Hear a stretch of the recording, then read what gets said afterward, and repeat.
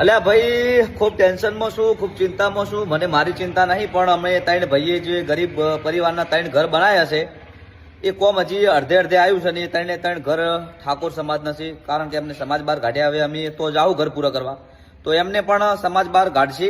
એટલે મને એક ચિંતા છે કે તો હવે એનું ઘર કોણ પૂરો કરશે એની મને ચિંતા છે. ઉભા રહો, મારા ગબ્બરભાઈને પૂછી લઉં.